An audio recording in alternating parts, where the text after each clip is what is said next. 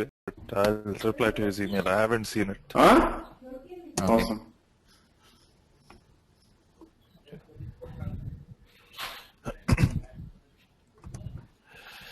Alright guys, just give me one quick moment while I open the presentation.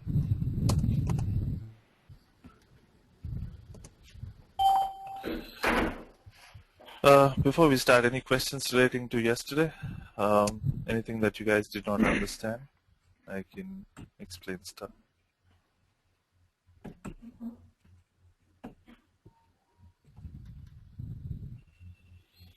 Yesterday we looked at trying to understand the terminology associated with HANA. We've looked at different editions of HANA. We've looked at a very brief picture of what replications that we have with HANA. Right, we looked at the very brief also at the architecture, right?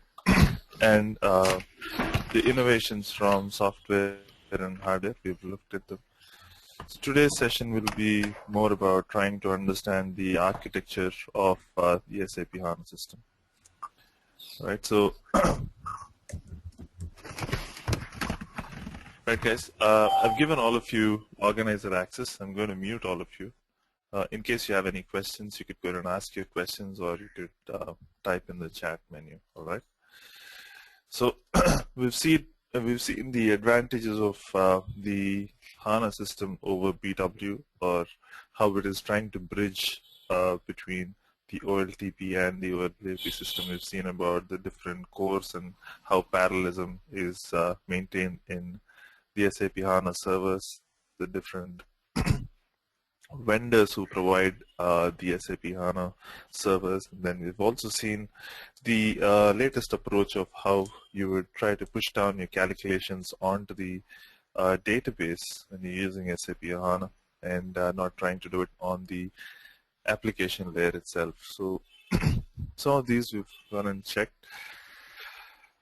We've seen that this is not a new kind of an implementation for SAP, the in-memory technology. It has been implemented previously with the BW accelerator and the live cache, and this is a full-blown approach of using the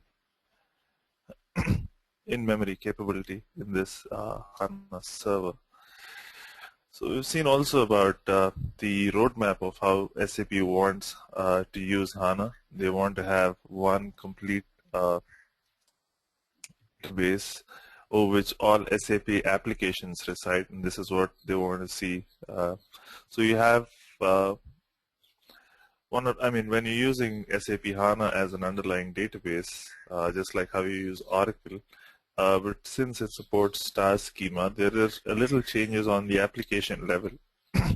They've gone with the BW application level changes. You have in-memory cubes, and you also have in-memory DSOs right now. They have also given a date for ECC. So all applications will start using the SAP HANA as an underlying database for faster retrieval of reports and faster retrieval of how the system handles at the database level. All right. So we've seen a little bit of that.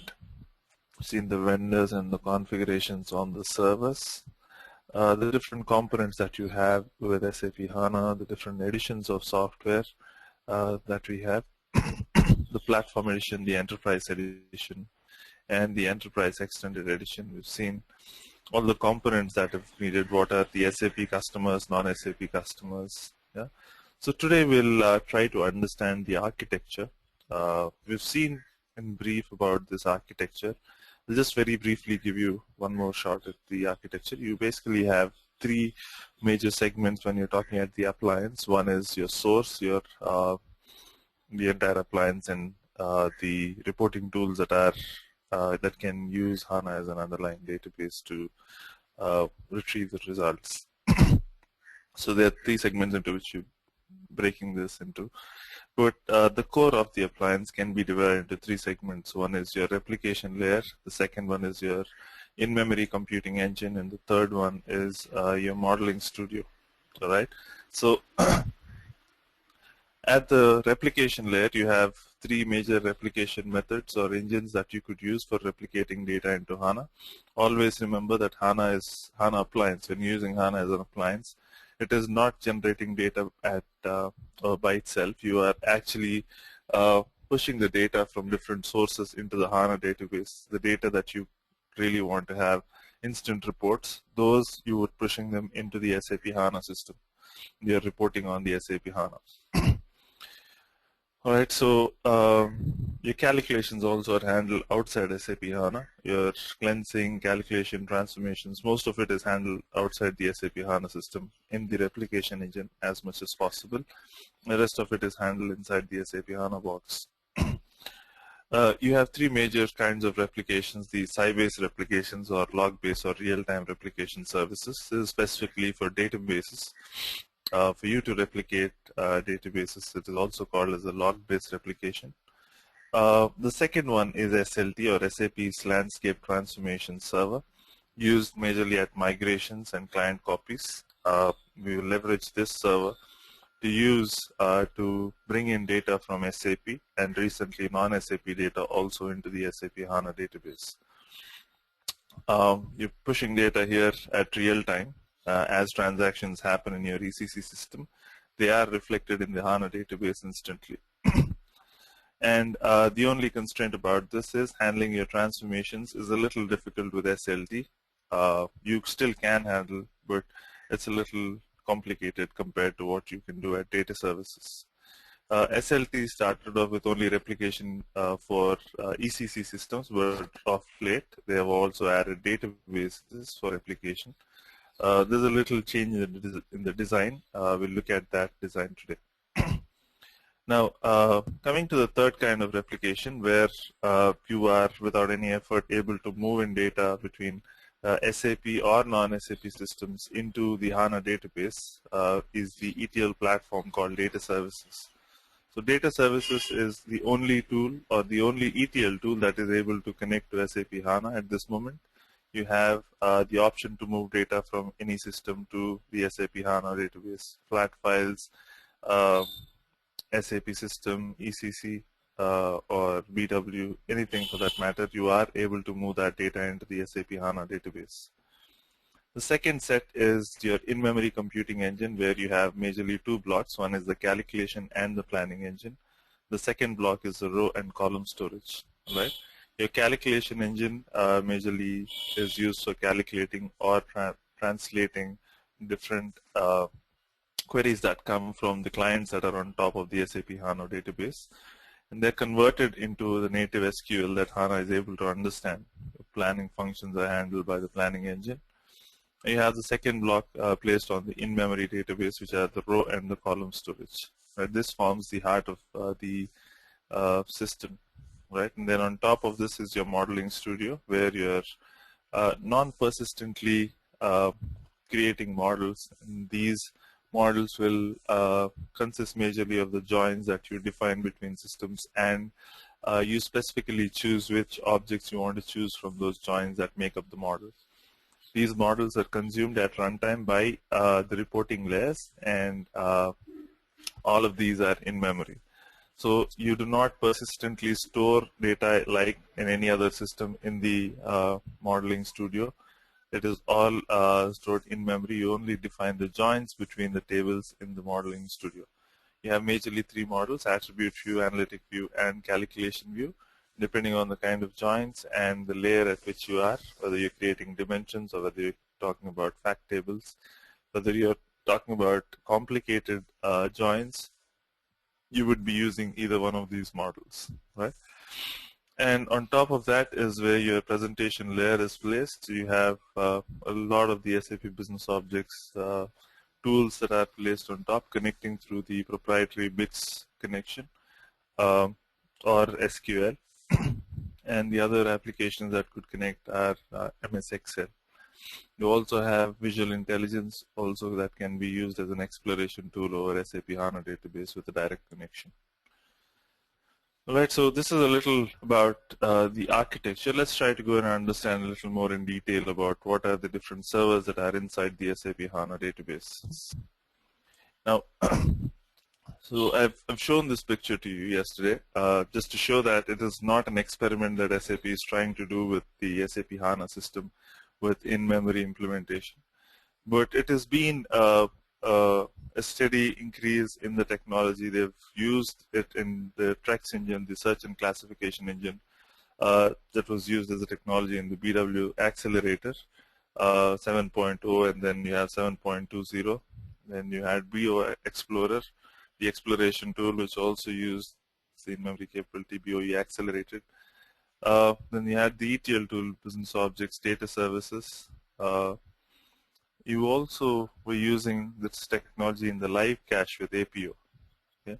And all of these together with the row-based stores p-time database that was acquired in 2005.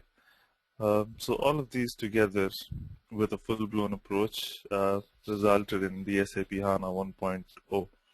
We're on Service Pack 5 at this moment, and we'll try to understand the architecture with that. Right. So this is we're looking at the database engine view. The database engine view consists of a lot of components inside it. Basically, these are the different components that you have: your sessions management, your request processing, execution control, your relational engines, your persistence layer, and the disk storage. You also have transaction manager, authorization manager, metadata manager, and logger. Right? Before we try and understand this diagram and picture very logically, let's also see where this starts off from. Right? The HANA database basically consists of it's not one single server that you have in the SAP HANA database. It's a composition of multiple servers. You have the index server, which is the major part of your SAP HANA database. The index server is responsible for all the computations and everything that happens relating to data in the SAP HANA database. All right, so so we'll try to understand what exactly is inside the index server. Apart from the index server, on the top of the HANA system, you have the different clients that are connected. The clients meaning the business objects, reporting tools that are connecting to the SAP HANA database. You also have, apart from the index server inside the SAP HANA database system, you have the preprocessor server. The preprocessor server is responsible for any kind of text search or text data. That is, for all of those, the preprocessor server is responsible. All right. Then for the health of the system, the amount of RAM that is being used, the consumption, all of that is taken care by the statistics server. All right, the statistics server always captures the health of the system, and you are able to visualize that. The volumes of data that is being used, the RAM, the CPU, all that information you would have with the statistics server. If you're on a distributed system, the statistics server brings the data from the health of the system from the different instances of the database as well, and maintains that on one statistics server on the production side. All right. You also have the name server. The name server is the one that maintains the topology of the system. All right. So, so let's say this holds the metadata of the information. So whenever, let's say, you're firing a query for a search, what happens is the system has to understand to which instance of database it should go and search. Let's say you're on a distributed system, and you've fired a query, and then your query comes in first to the main server. All right, and then it has to know to which database it should go to fetch that information. When you have a distributed architecture or a distributed landscape, then it means that you have different instances of database at different locations or different servers. So now that the query has to go and search for where that data is, and the name server is the one that maintains this topology. It maintains the structure of where the metadata is stored, so that you know the moment the query is fired to which instance of the database it should go and fetch that data. All of that is maintained at the name server. And these are all again connected to the index server, so that the index server controls all the computation. You also have an optional system here called as the access engine. The access engine is another component which connects to the client applications through HTTP, REST, or HTML. Now, what happens with the access engine is the access engine, just give me one quick second.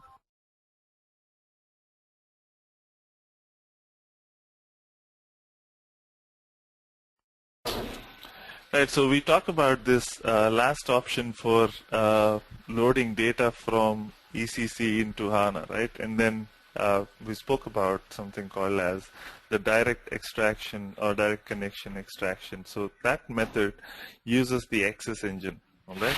Now what happens with the access engine is it connects to the SAP's every SAP NetWeaver server on the internal side has a BW that is loaded.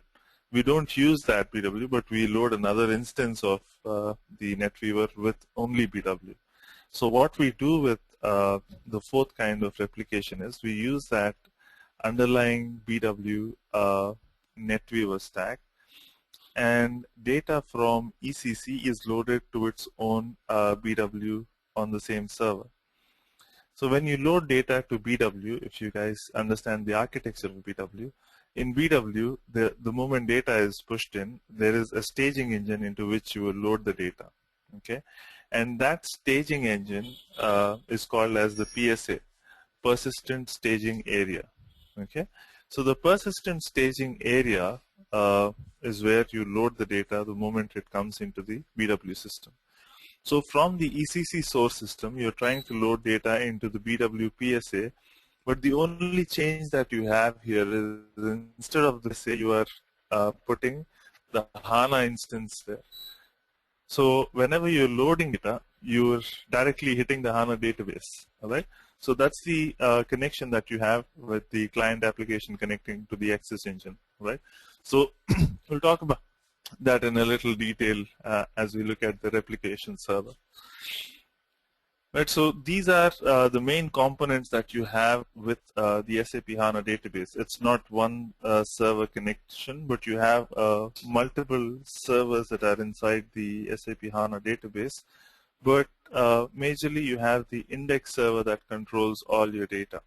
Okay, for all the computation and processing, the index server is responsible. And you have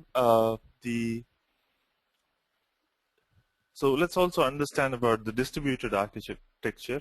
Now, if you have the database on one host machine, it's called as a single host, but you could have a distributed architecture on multiple hosts. We call it as multiple host system. And what happens here is you have the instance or the database instance loaded at three different, or in this case, three different locations. And you call them as multiple hosted server. You have the servers there. Now, individually, you'd have these databases as different instances. We call them as SIDs again, system IDs, through which they're connected. But at the bottom, you also have these connected through the file systems, all right?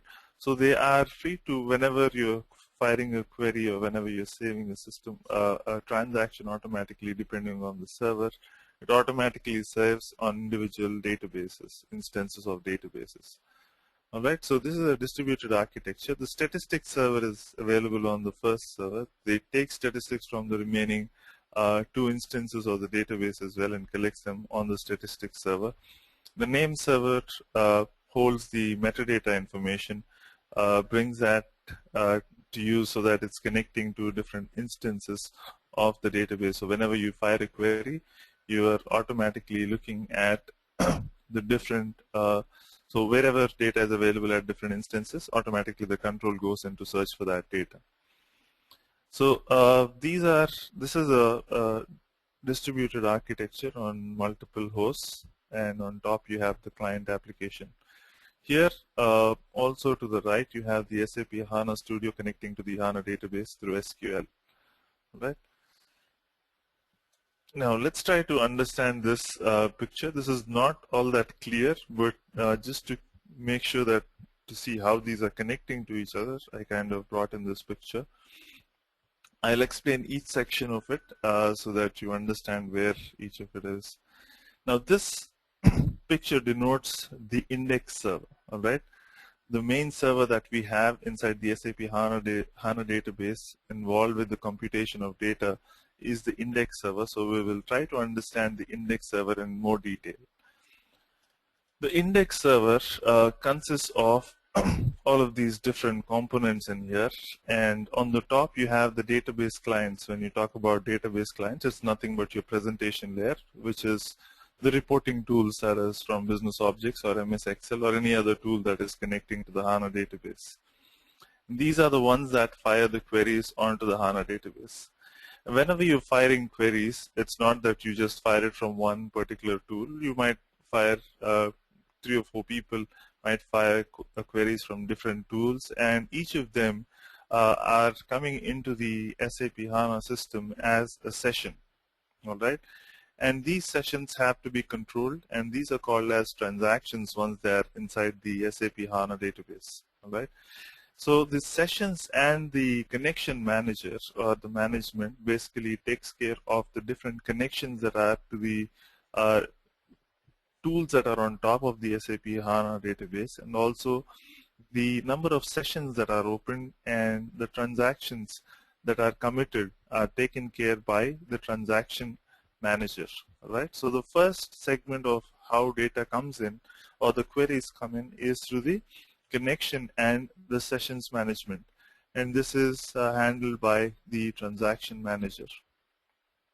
The transaction manager is also responsible for all the transactions that are opened and closed, the flow of the transactions, and the commits of the transactions. Right? Now, once you cross this layer where your connection and sessions management of the different clients is done, the next layer they reach is the request processing and execution control. This is where all your calculation happens. All right. This sessions or this request processing and execution control basically consists of the calculation engine. All right. So we call this as a calculation engine, but it has a lot of components inside that. The first component that you have here is the SQL processor. What you understand by the SQL processor is the SQL processor by itself consists of, again, smaller components like the execution, SQL execution, and the SQL parser. Now what they do is basically whenever you're trying to fire a query from a client here, the client could fire in smaller queries, can fire in complex queries, or anything for that matter. So whenever there is a complex query that comes in, the SQL parser breaks the query into smaller bits, and so the individual queries are fetching data from the stores inside the relational stores. All right, and the SQL execution and the SQL parser are what are inside the SQL processor. Now, apart from this, you also have you might have clients that are firing in queries from the multidimensional expression language, MDX, like the Excel, MS Excel. So whenever such queries are fired, you also have an MDX engine which basically handles that. It takes control of the MDX and then converts that into a native SQL for HANA so that it can bring in the data. Similarly, if you have a stored procedure right from here, so the stored procedure processor also is available. Okay, and for any basic planning functions that are available from the financial applications, the planning engine is also present. So they calculate or translate it so that into a language that HANA is able to understand, which is majorly native SQL of HANA, and the entire framework of calculation engine does that. So whenever you're talking about calculation engine, apart from the arithmetic calculation that HANA can handle, you are talking about basic translation or transformation or transition of the code from a language that is fired from the different client tools into a language that the HANA is able to understand. That is what you do at the calculation engine framework. We call this as the request processing and execution control. All right. So once that is done, then the most important part of the in-memory computing engine is the relational stores. All right. So here in the relational stores, you basically have row stores and column stores. You also have disk-based stores, which we will talk about that a little later on. And you also have object-based stores. Okay, so your relational stores are placed on the in-memory segment, which is the main memory or the RAM. Right. They consist of the row stores and the column stores. Right, so you understand what row stores are, right? Row stores are again P-time database that has been acquired by SAP, but basically your data is stored in the form of rows and you're reading them from left to right. Okay. For handling all inserts and updates, you use the row stores, but not for reading, because whenever you're trying to read data, you are doing a quicker read from the column stores than the row stores. So you'll always use row stores whenever you're writing data. All right, the column stores are used for retrieval of data.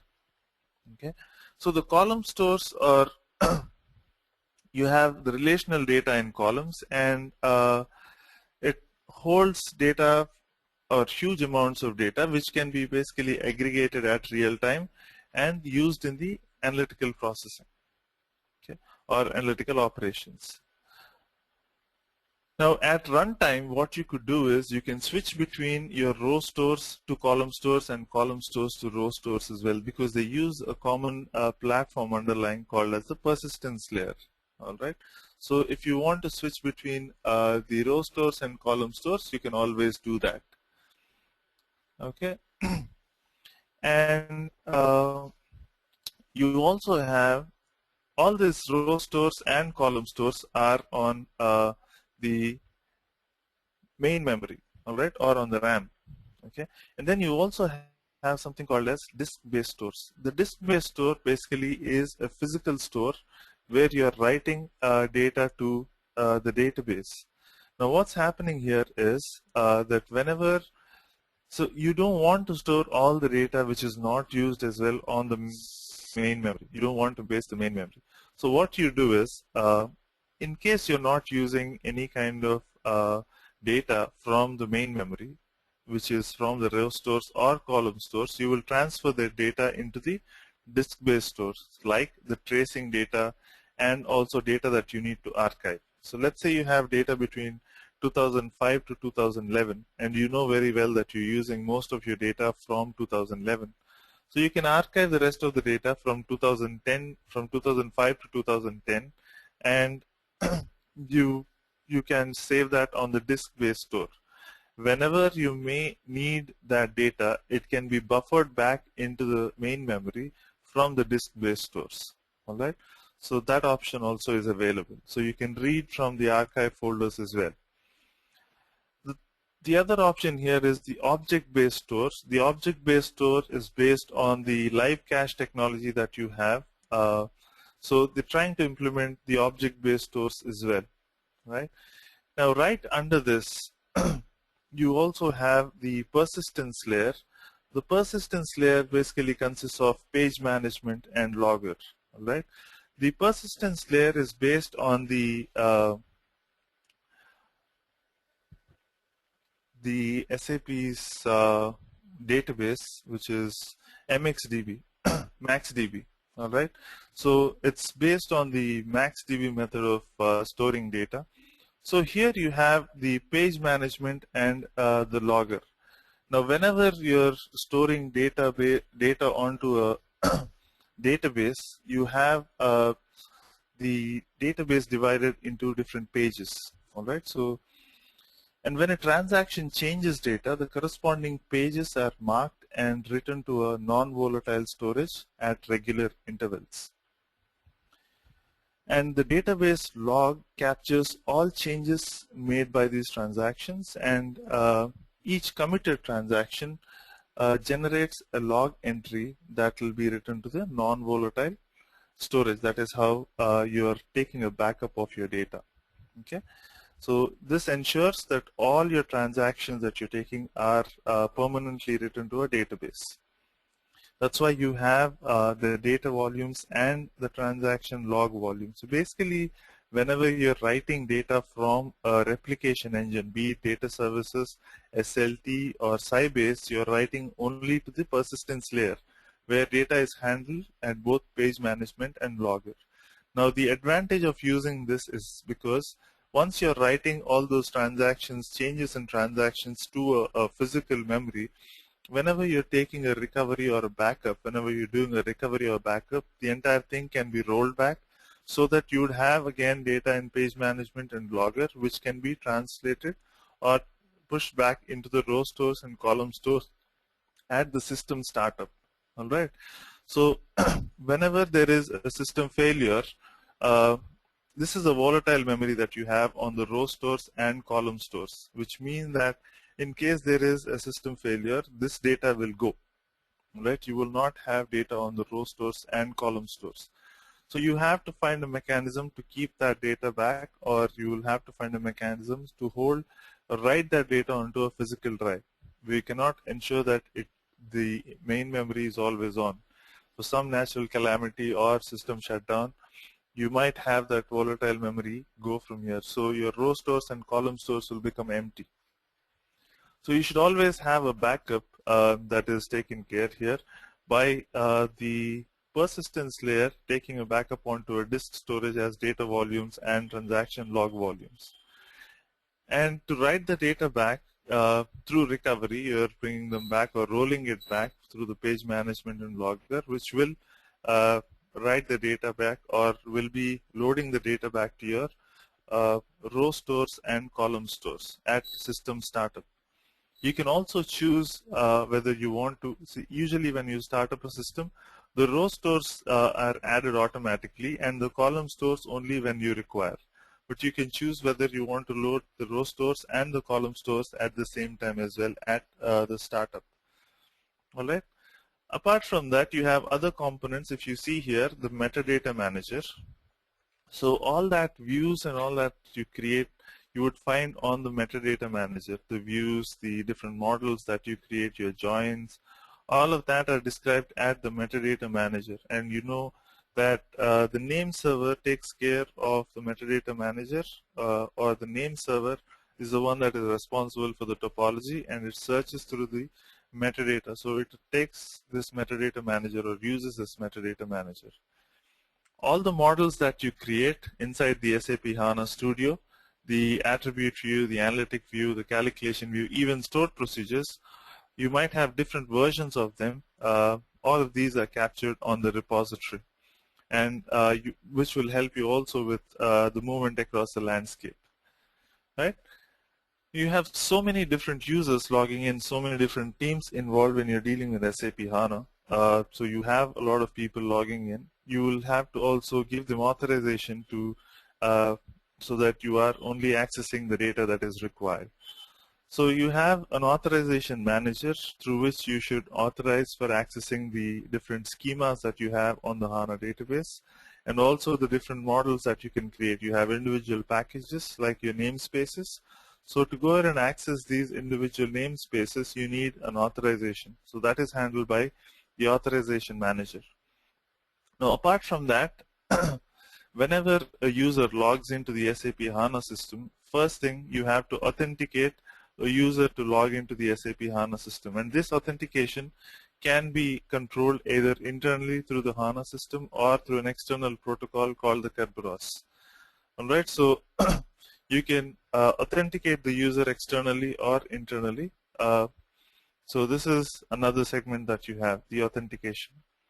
Okay, so totally these are all the different components that are available in the index server.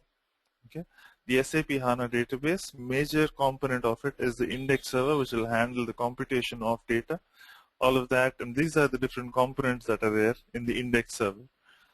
And you have, for the communication between different servers, you have the components that you can use, OLEDP, and you've seen that in the previous slide, right? So the different components that you have, the IMCE, ODBO, the IMC, ODBC, JDBC, SQLDBC connections for talking between the different components, you will have these connections, right? So this is the same picture that we've seen at the beginning, where we try to understand the different components, but that will give you a broader perspective of how these components are interacting with each other. All right. So this is the internal architecture of how the index server is designed. Apart from this, you also have in the index server a few more additional components like the SAP HANA Studio repository. You have the software update manager, you have the SAP host agent and SAP client, the lifecycle management structure, the JVM, Java Virtual Machine, and the SAP car. All right. And on top, you have the SAP HANA Studio and the SAP HANA client. Right. So all the different components to work with the SAP HANA. Again, you have a complete SAP HANA Studio repository through which you have the Eclipse-based administration and data modeling in SAP HANA that is handled here. And you also have a software update manager inside the SAP HANA system. This is a framework that allows the automatic download and installation of SAP HANA updates from the SAP marketplace, right? Your lifecycle manager also is responsible for that, but this is a structure of the SAP HANA that basically handles the updates and upgrades here. All right. So whenever you're trying to install the client, just like how you have a WinZip, so when you access a normal file, the SAP marketplace, it comes as a zip folder, but some of the folders or some of the files that you bring in or download from SAP come up with the SAP car file. All right. Now what happens is, so let's say you're talking about a studio. The studio consists of all these files that are again compressed. And for you to go ahead and extract all these files, you need an extractor, and it does not work with WinZip. So there is an SAP car file that is given along with it, which will unzip the entire folder so that you can go ahead and install the file. All right. So, and for using the business objects over top of the SAP HANA, all of you know that there is JVM that starts off whenever you start off any business objects tool, you find that thing coming up at the bottom, JVM. So these are the different components that you have in the SAP HANA appliance that will help you connect to the different reporting tools, and also for all upgrades and updates. Okay, so these are some of the different components that you have.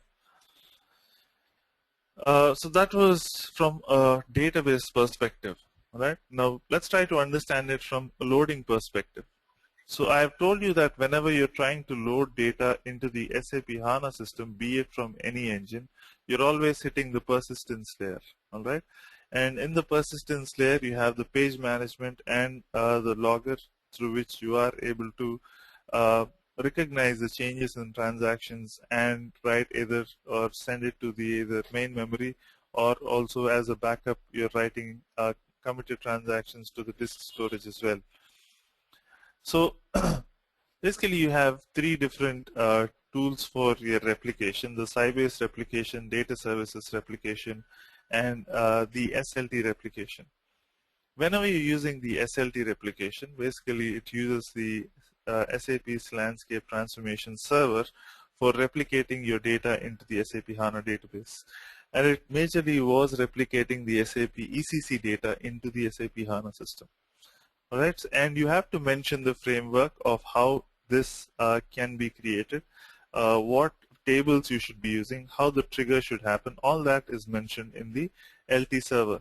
Okay, the LT server is triggered off again by the triggers that you maintain in it, and also from the replication is triggered also from the SAP HANA Studio.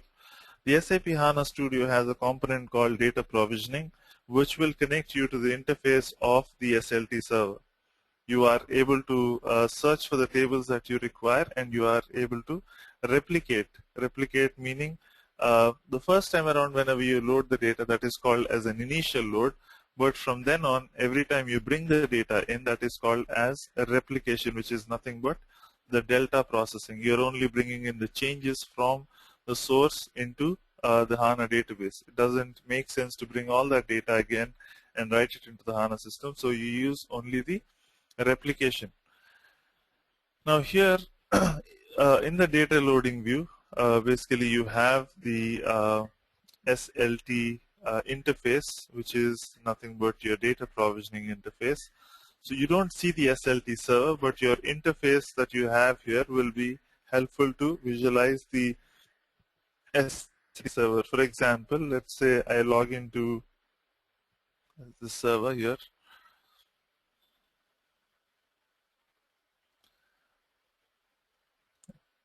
So here, if you want to visualize the SLT, so you click on the data provisioning system here. So this will give you the option to look at all the different, so this is where you can replicate your data. You have an option here called load. So you can mention which table you want to go ahead and load. So you click on load, so it will give you the list of tables. So you can search for your tables, whichever table that you want, and you can replicate that into the schema that you want as well. All right. So the first time is called the initial load, or whenever you say load, it is the initial load that happens, and from then on you always have the replication that you can go ahead and do. You can maintain the replication inside the server, the triggers, and how often, the frequency of how often it should replicate. All of that can be controlled in from there. But in case you want an instant replication to happen, you can always click on the replication here of the table, and it will replicate the data for you. All right. Okay. When it comes to data services, the data services replication is a little different. We'll talk about that in today's session a little later on.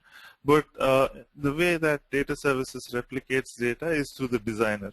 You have an interface called the data services designer through which you would replicate the data.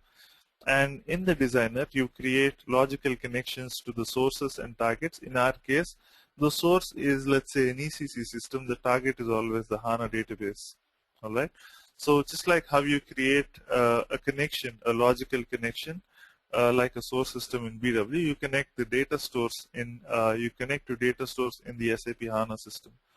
On one side, you connect to the SAP ECC system and you extract data from there. And you are pushing data to the SAP HANA database. But this happens in a little different mode than how we would do for any database. We'll talk to you about it as we go through the different replication methods that we have. So once we go ahead and do that, then your replication engine, again, you're still writing down to the persistence layer. Okay. You also have a third kind of replication, which is Sybase replication, which uses the logs from the database from where it's replicating, because it basically replicates only databases. All right. The Sybase replication is used only for databases, and it is done only by SAP, especially for with invites for customers who are called for the Sapphire. All right. So only for those customers you will be doing the Sybase replication. So it is not a major replication that is handled outside. And also there is a lot of disadvantage. Though there is an advantage of real-time replication with Sybase, the disadvantage is it cannot handle any transformation at all. All right. So when there is no transformation that can be handled, you're basically doing all your operations inside the SAP HANA database, which is again a time constraint. So that is one inefficient thing with the Sybase replication, apart from having an efficiency with real-time replication. All of these will write your data only to the persistence layer inside the SAP HANA database, right? Coming from there, next is your database modeling view, or your data modeling view inside the SAP HANA Studio. So your SAP HANA Studio is able to even model your data. Again, you are not following a traditional approach. Always remember that. You're loading data only to the persistence layer, and that is the only time that you're writing your data here. You will not be having persistence layers like how you have with BW, where you're loading data once to your DSO, once to your info queue, once to your multi-provider, and data is staged at each layer. It doesn't happen that way. Your data is once and for all loaded in the persistence layer, and from there your row stores or column stores are modeled to go ahead and create models inside the HANA modeling area. Inside the HANA modeling area, you have basically the three views: the attribute view, the analytic view, and the calculation view that you can go and design. The analytic or the attribute view can be compared to dimensions in BW. What you basically do at this level is you are creating a view or a join between your different master data components or objects that you would want to use in your analytic view. All right. So you go ahead and define all the tables. You define the joins, the cardinality, the relationship between these tables. All of that is maintained here. All right. So, and you got to choose the fields that you really want to use in this view. Just because you're connecting different tables doesn't mean that it can be directly used. Basically, you have to specify what this view can bring in. All right. So you specify the set of fields that you want to use with this view. Once you go ahead and do that, the next thing is you will be using this analytical view at the next level, which is the attribute view. The attribute view is majorly like a star schema, which has the fact table in the center surrounded by dimension tables. Here we call the fact table as the data foundation layer. So the data foundation layer has different dimensions connected, and the dimensions are nothing but your attribute views. Right, so attribute views are in the second level of modeling where you're consuming them. These are again views that are materialized at runtime, I told you, right? So they will be at the second layer where your analytic view is actually created. So again, you define the joins. The direction of joins also is important. What kind of joins? Is it a referential join, inner join, outer join? You have to mention that depending on whether you want to have the referential integrity, if your cardinality is 1 to 1 or 1 to n or n to n or n to 1. You have to define all of that in your models. These models are consumed at runtime. They do not persistently hold the data at all. All right. So since you're working on the main memory, your data is always pulled up at runtime into these models, and these models are consumed by the reporting layer. The third kind of model that you have is the calculation view, which basically gives you the extra flexibility to bring in data from different cross applications and still do functions like union and intersection and aggregation. All right. So the calculation view is a scenario where you try to bring in different or cross application data into the same object.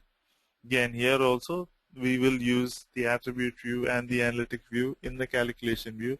You can use a calculation view inside a calculation view as well, which means you can go up to 3 to 4 levels of non-materialized views that you create here in the HANA Modeling Studio. The calculation view has the extra capability of even creating them through scripting. You have the computing engine functions that are defined inside the calculation view or through the scripting. You can go ahead and define those and use them as also for modeling techniques and defining the joins in there. All right, so these are the different objects that you would be talking through when you're talking about modeling. The SAP HANA Studio is one window where you would be doing majority of your modeling. You have a perspective, or just like how you open Internet Explorer and you can add multiple views to it or multiple tabs to it, you also have different perspectives into which you can open. One could be an administrator perspective where he doesn't really necessarily look into the different packages that you create, but he is more bothered about understanding the different schemas that are there and the configurations that needs to be taken backup of. All of these is more worried. So he will get to view only those. When you are in the modeling view, your major this thing is to look at the different models that you create. So you get a view of the entire picture, the different tables that are available, the different models that can be created, the packages that can be created, all of that. Right? So you have that in the modeling view as well. And there is another level of modeling that you can do with the information design tool that can be used on the reporting layer as well. Your reporting layer basically connects to three different methods. One is to get directly connect to the HANA database. The other option is to go ahead and connect to the is to connect to a semantic layer that can be created by the information design tool over the SAP HANA database. Right. So whenever you create a model, your models are stored in the form of column stores, and these column stores are the ones that are accessed by the reporting tools over them. And these column stores, when you go ahead and access these column stores are modeled, and the models are stored as the column stores are stored on the _sys_bic schema. All right, and these are actually used by the reporting tools on top of the SAP HANA database. So you have two places where you can handle modeling. One is at the SAP HANA Studio, which is where you create your models, basically the views. You also have a semantic layer where you can again do your modeling. You have your data foundation layer, your business layer that you create at the information design tool, IDT, from the Business Objects 4.0. Right? So this also is included as a part of your modeling. Now, the next to modeling is where we will be looking into the data loading view. Oh, sorry, the reporting view. All right. So once you have defined the different models, now these models have to be consumed at runtime. And for defining these models, you have majorly two methods. One is a direct connection into the SAP HANA database, where you're connecting to the system schema _sys_bic, and also you are accessing these models as column stores. All right. The second option is to connect to the same HANA database at a semantic layer, right, which is created by the IDT. The semantic layer is also you can call it as a universe, but here you store it as a UNV file and a UNX file. Yeah. So this this universe can be used by the different tools like your Webby, your Crystal, and your dashboards can use this universe to go ahead and create the reports on top of it. Right, so there are two approaches that you would want to use. In both the approaches, you will be connecting to the column stores and to the system schemas. So you have the access to the other tables, the SQL. Do not try to go ahead and do that because it is not recommended by SAP to use tables and attribute views because you will be heavily hit with performance. All right. So the reporting tools, whenever they fire queries, they will be hitting the calculation engine where your different queries that come through depending on what tool you're using and the way it is transferring the query either through MDX or PIX or SQL is translated into the SQL natively at the HANA database, and through that you're pushing that onto the database, right? So you have the relational stores on the main memory, the row stores and the column stores. This is what you have at the reporting view. Next to the reporting view is the administration view, where you basically deal with the persistence layer and the disk storage. All right. So your administration view, apart from this, also has the authorization component that you will be giving, assigning roles to users, creating privileges, are also part of your administration. So at the administration, whenever you create your models, you have the authorization view or the privileges that you can give to individual users or for that package, where you define whether a particular, you can define your privilege to a single row as well. So you would define whether a particular privilege is given to an individual role, which is again assigned to a user. So your privileges will combine to a role. Your role will have again more than a single privilege. Your SQL privileges, your package privileges, all of that are combined together to form a role. And your role will be assigned to the users that you'd want to go ahead and access that particular set of data. Alright, apart from that, that is again dealing with authorization. You can handle a lot of your authorization through SQL editor as well. Right? So apart from that, you also have the persistence layer and the disk storage. What you're talking about in SAP HANA is a volatile memory where you're writing data to the persistence layer, which is used by the relational engines. But the persistence layer consists of the page management and logger. They need to be written to, the changes in the transaction need to be written to a hard disk or a disk storage. So you need to have a backup for your data, and you need to have save points during which these backups should be written to a uh, disk. So you have two kinds of storages or backups that you can handle. One is called the hot backup. The other one is called as the cold backup.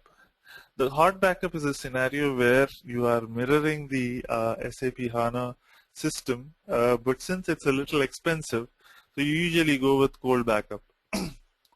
What happens in the hot backup is you have an exact replica of the server that you're using. Uh, the same replica of the server will be placed so that whenever there is a change in the main server, the replication or the replica server, which is the mirror server, also will go through the same changes. And this is maintained at the same speed as the main server, right? So that is a hard backup, but it is expensive because single server itself is expensive. So having a couple of servers used specifically for mirroring means it's a little expensive. So you use cold backups where you are moving data from your persistence layer into the disk storage, where they're actually written to a hard disk. All right, and at the time of restart of the machine or the server, the data from this is again taken into the buffer memory or into the main memory, and that can be used by the row stores and column stores. All right, so that is one reason how at the administration level you'd be doing that, and also you'll be handling the configuration backups that you can do. Even those can be handled from the SAP HANA Studio, so you'll be looking at that as well. Alright, so these are the different activities and the perspective from which you can look at the administrative view. All of these different views will still work with the SAP HANA Studio itself. Alright, so you need to have the SAP HANA Studio, and you can control all of the interfaces that are connecting with SAP HANA directly from the HANA Studio. Alright, so these are some of the things. You also have, whenever you're doing a backup, you have save points. So on the cold backup, you would also mention how often you should have a save point. So let's say 3 minutes is your recovery time. So in 3 minutes, you should be able to take a backup every time, so that after every backup session into the system, you know that data is available. Apart from that, you also will have uncommitted transactions. The uncommitted transactions also need to be written to the log volume. So from the log volumes, you are able to bring back that data and actually replicate it exactly like how used to be, how the system was at the time of shutdown. All right. So these are some of the activities that are handled by the administrator. Right.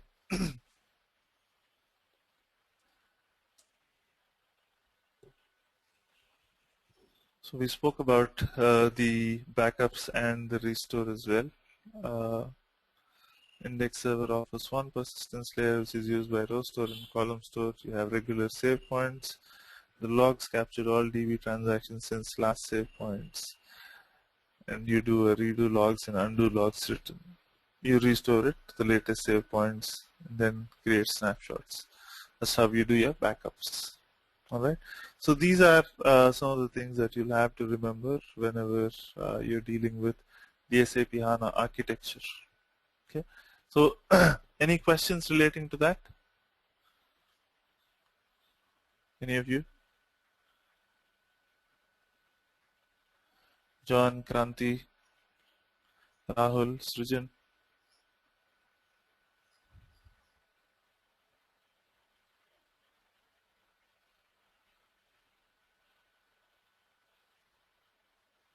No questions at all?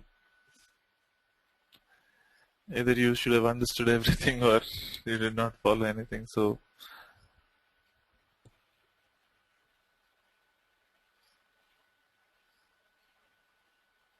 any questions, guys? Am I going a little fast? Just please let me know. I can slow down things for you or repeat stuff if you want to.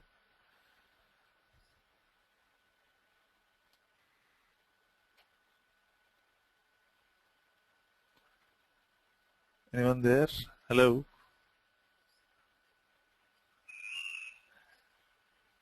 Guys, I'm unmuting all of you. Yeah.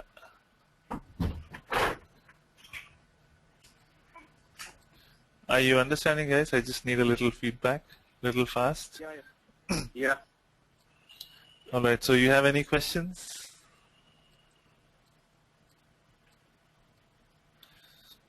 No questions yet? All right. I'll be giving you a server access probably tonight or tomorrow. So I would want you to start experimenting, looking at terminology in there. I don't know if you already have a little experience with it, but I'd want you to go and start experimenting with it. All right? Okay. How long will the access? How long do you want access? No, in the course curriculum, like, is it added? Like, how long is the access given to us? See, we're doing a 25-hour session, so I will give you a 1 month server access. But again, we can talk about that in case you would want to extend that. Okay. Yeah? Yeah. Okay. But the server, I think I told you about the server. It is an integrated server with Business Objects 4.0, Data Services 4.0. You also have ECC 6.0 and BW 7.3. If you want to even experiment with BW on HANA, I can provide you the server. It's there on the same server. Oh. BW on the HANA database as well. Right? Okay. All right. So let's go ahead and try to look at another topic in here. Just give me one moment.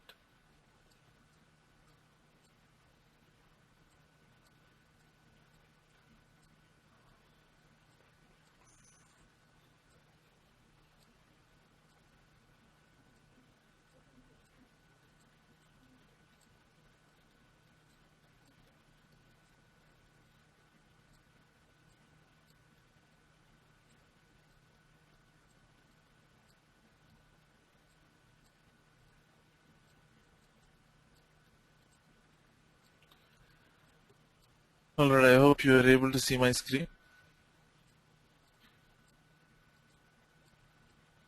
Can you?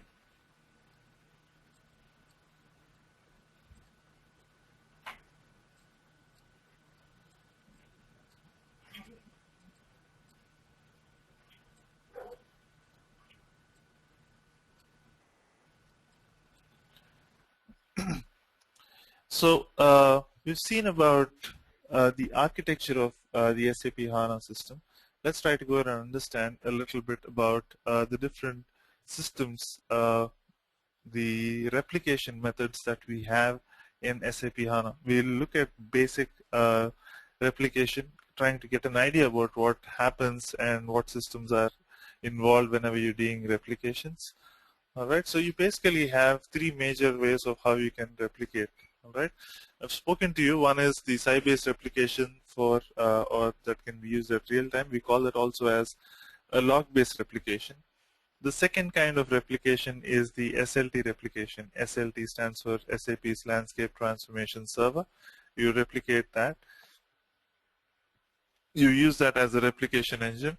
You also have data services mode of replication, where you're moving data from SAP or non-SAP systems into HANA database through the SLT replication. All right? Just give me one quick moment.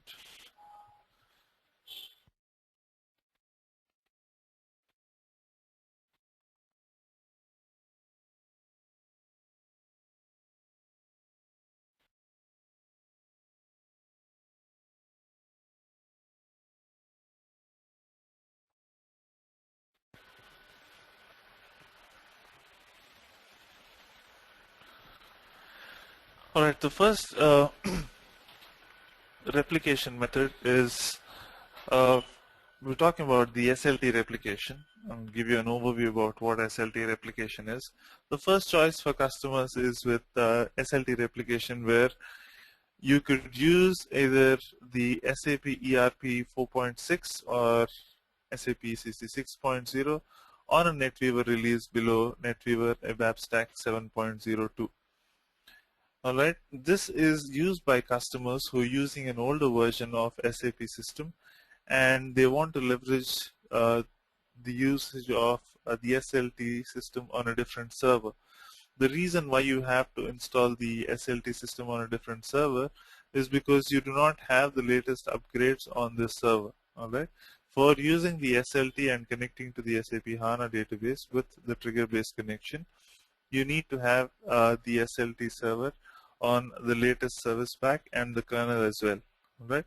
So you need to have another system. So usually your solution manager that you use will be on the latest version. So you make use of an instance on the solution manager as an SLT system.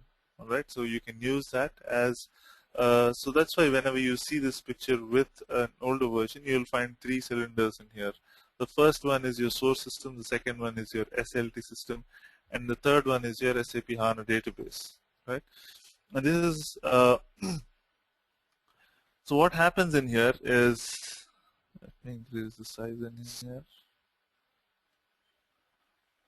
So you basically have 3 systems. One is the source system, usually the SAP ECC system that you use in here. Could use any of the SAP application systems to go ahead and replicate data into the HANA database.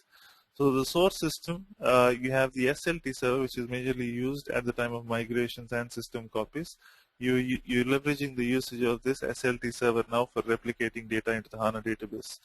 And on the third, you have the SAP HANA database.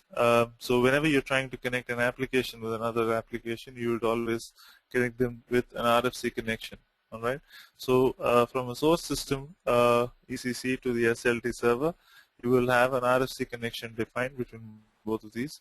And between the SLT server and the HANA database, you have a DB connection defined. All right. So on the source system, you have the whenever you create the schema or the framework, you define schema here, and then you mention what tables you want to replicate. What that will replicate once in 6 hours, so once in 12 hours. So you can hello, can you hear guys?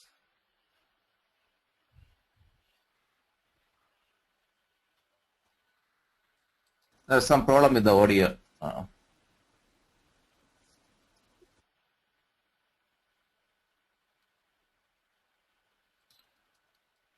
Guys, can you hear me?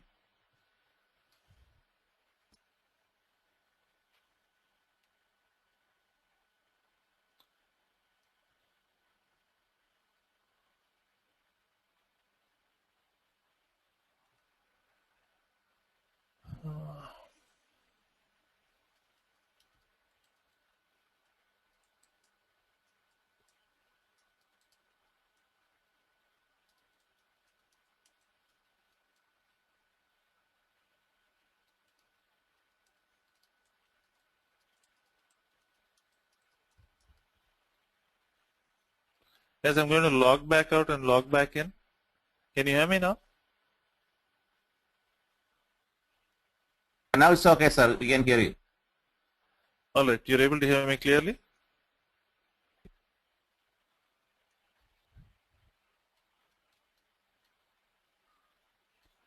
Kranti and Sujin, guys, are you able to hear me? Rajiv? Yeah. Yeah. All right, thanks. All right, so here we're talking about the SLT server. So here we have, once we create the framework, we have to define what tables we want to replicate, what is the frequency of how we want to replicate this data. So here you have in the source system, basically you have the application tables. Again, like all that, you go to S11 and you find all your application tables in there. What happens here is at the application tables underlying that you have a database. You usually use an Oracle system as an underlying database on the ECC. So you would actually be fetching data from the database into the application tables, which are read and are actually sent to the SLT server. Automatically, you will have the logging tables created, and the DB trigger is used again for replicating some of these tables, right? And the RFC connection connects it to the SLT server. Here, data is not staged. Your data is not staged here, not written at all. Your data is directly looped into the SAP HANA database. Your controlling modules and the write modules will write data directly to the HANA database. Okay. In the HANA database, it will write it to the application tables. In the HANA database, you are actually hitting the persistence layer. Okay. In the HANA database, you also have the option for, this is called as a trigger based. All right. There are two methods why it is called. One is because you have your trigger actually how often it should be replicated. The other option is you have data provisioning from where you can trigger off a replication. Okay. In the data provisioning, you've seen that there is a load option, there is a replicate option as well. So in case you want to load data or replicate data, if you trigger it off there, automatically that trigger is passed on to your source system, and from there the data is replicated in the SAP HANA system. Right. So this is the first method where you'd have an extra component of the SLT server placed in between, so that because this is for older versions of ECC that you're using from 4.6 till the ECC 6.0. If they're on a lower version of NetWeaver Stack ABAP 7.02, you would be using this method. All right. And you are using a manager instance for creating the SLT. It doesn't take too long for installing the SLT. On choice number 2, for customers who are on the latest version of ECC, ECC 6.0 and plus, running on the latest version of the NetWeaver ABAP 7.02, for these customers, you don't really have to have a second system like the SLT server that we have. You have to install this on a solution manager. The advantage is you can install it on the same source that you are using for replication. The only difference is you will create it on another instance on the same source, right? So you can go ahead and use that in there. You define your SLT source, SLT system in there, but it is on the same interface or on the same, but a different instance. All right. So since again you're talking about two different applications, you will still have to create an RFC connection between both these systems as well. All right. So your the ECC system, the LT server that you install on the different instance, for both of them you will have to create an RFC connection, and between the LT server that you have installed on the source system and the HANA database, you have to define the database connection. Right. So you have a framework inside the LT server where you'll define both the tables that you are using for replication. You have to define the source system information, the RFC connection, and also you have to define the target, which is the HANA database connection as well. Right. Just to show you a screenshot of that.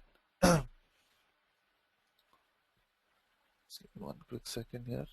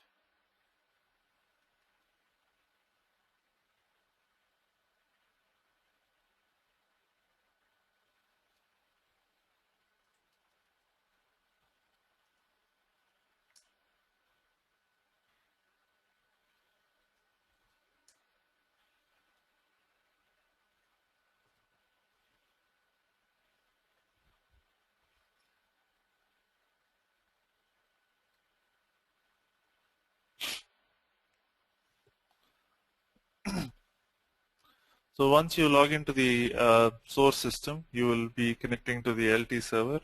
In all the LT server, you will define the framework of how the SLT should be connected, your source or your RFC connection with your source and your target connection with your HANA database. You have to go ahead and mention that as well on the framework.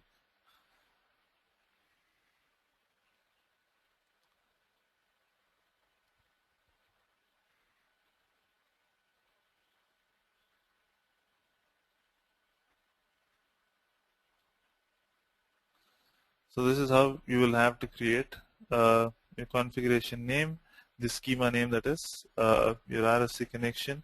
So your RFC destination is the ECC data. Then you also have to give in your database connection, which is the username for HANA, the host name that you're using, the instance number.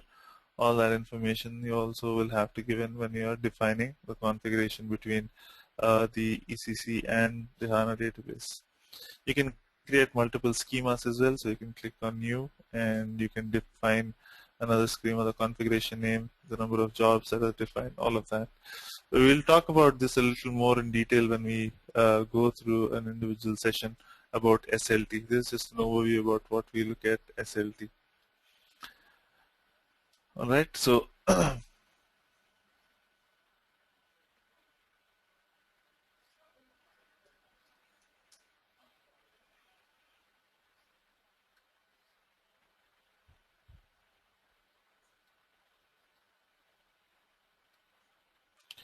right, so this kind of an architecture is for customers who are on the SAP 6.0 plus running on the NetWeaver ABAP 7.02, and this is should be completely Unicode. So with the latest version, you also have the system able to not just replicate ECC data, but is also able to replicate the different databases as well. Replicate the database into the HANA database as well. There is a little change in the architecture of how the build is, like only for the read modules. The read modules will be moving actually into the SLT server than in the source system. Right, so that is the only difference that you have when you're dealing with the databases. And yeah, so we'll talk through that when you're talking specifically about LT.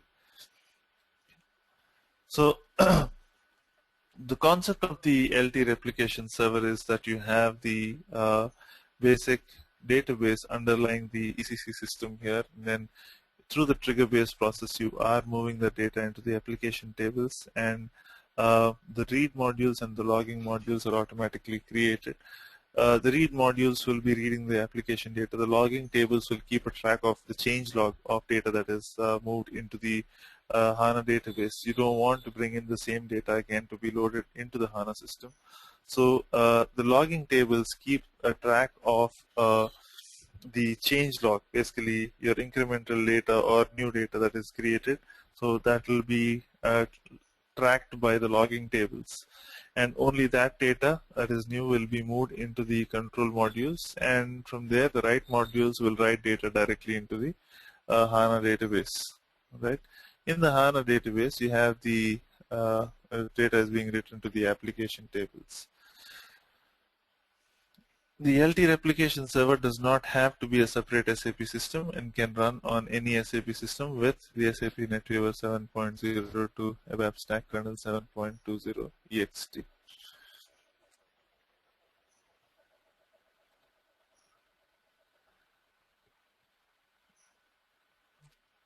There is the flexible and reliability replication process, including data migration. So inside the LT server, you have the concept of the TDMS system, which is called Test Data Migration Server, which is majorly used for all SAP migration between clients, and all of those you will be using the TDMS server.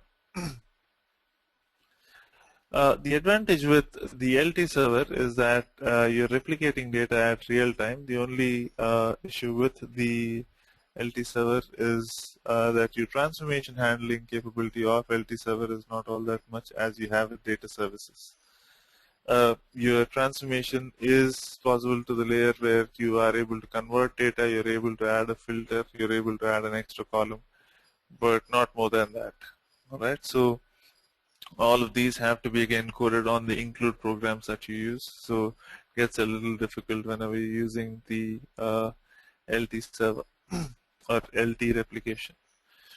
Your third kind of replication in brief is about the business objects data services replication. Now this is the schematic diagram of how the replication happens when you're dealing with the business objects data services replication. Now what happens here is you have the that's the only way how you are bringing in data from multiple sources, or you can bring in data from different sources like ECC, BW, flat files, databases, web services, anything could be your source. And you can bring in data to the SAP HANA database. All of you know data service, I presume. Data services basically has something called as a repository, which is like the storage of all the system tables and custom tables. And the repository is the framework on which the interface is built, which is called the designer. All right. The designer is what we see and what we build our jobs. All that is done on the designer, but on the background you have the repository holding the system tables, where all the definition of all the objects that you create in the designer are stored. So whenever you're trying to go and load data from a system, you would have the components of the source and the target metadata actually stored on the repository as well. All right, so every individual user who logs into data services will need a repository. We call that as the local repository. And as a combination, we also will have one common repository that is that can be accessed by everybody. We call it as the global repository or the central repository. All right. So the central repository again has a couple of options, whether it can be created as a secure central or non-secure central as well.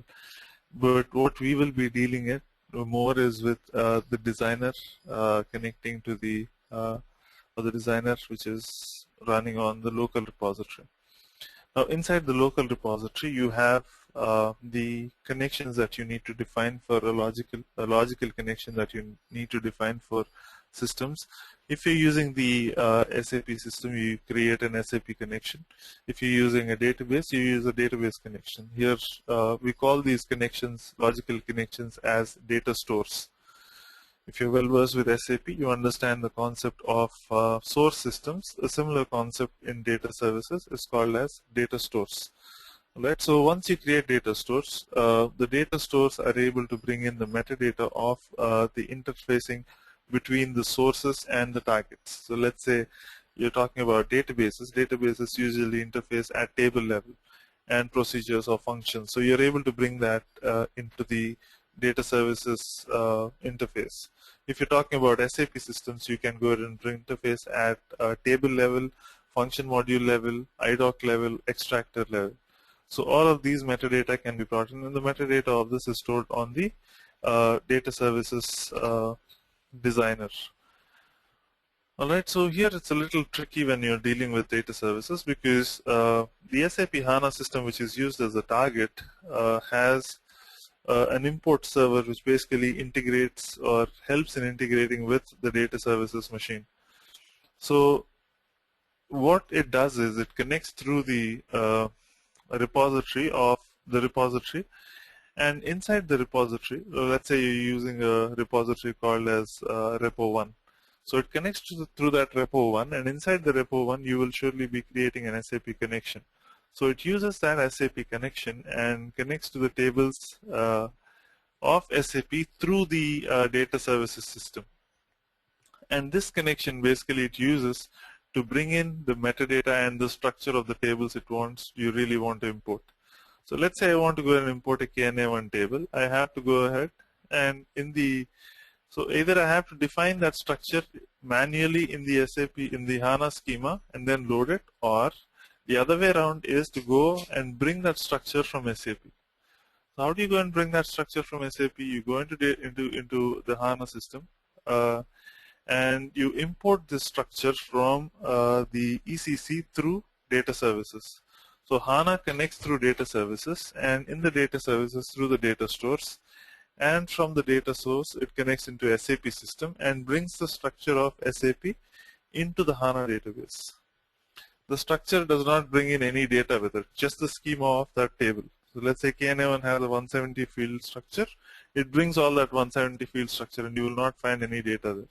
The next step for you to do with data services is, since you have a schema created in the HANA system for the KNA1, you import that K1A1 structure from HANA into data services again, and then you will go ahead and load the data from SAP into the target table. So that's why you find this as two bidirectional arrowheads inside the screenshot. The repository and the HANA Studio have bidirectional arrows, so it is actually sending first bringing in the structure of the SAP table into the HANA Studio, and again it's bringing that table back into the repository. So it's a two-directional stuff that you will be doing with data services. In our next session, which is probably tomorrow, we will be looking at how we can go ahead and move data from an SAP system into the HANA database through data services method. All right. So I don't know how many of you have an idea with data services, but I'll be doing that from the base of fundamental level, trying to explain you a little bit of the data services concepts, of how you create SAP tables and all that, and also how you will connect to the HANA database through data services. All right. So any questions in today's session? Probably I'll hold the session today, but let me know if you have any questions.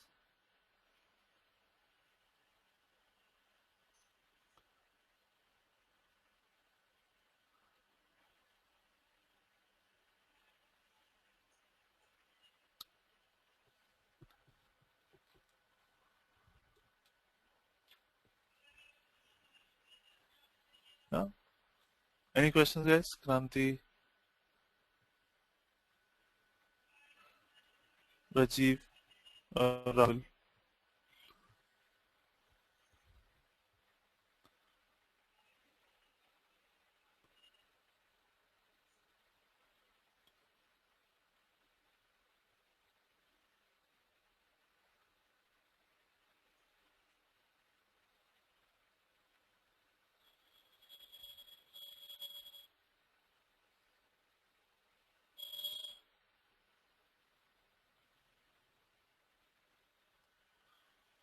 All right, guys. So I'll probably see you in tomorrow's session.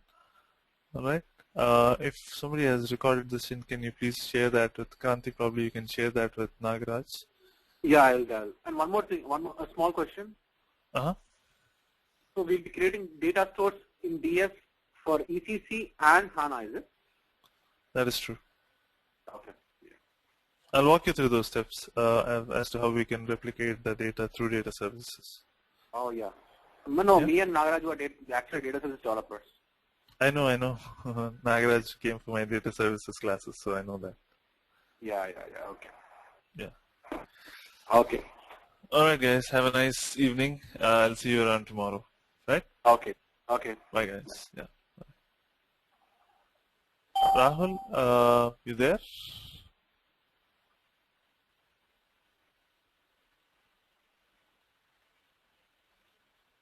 Rahul, if you're there, can you ask Srijan to give me a call?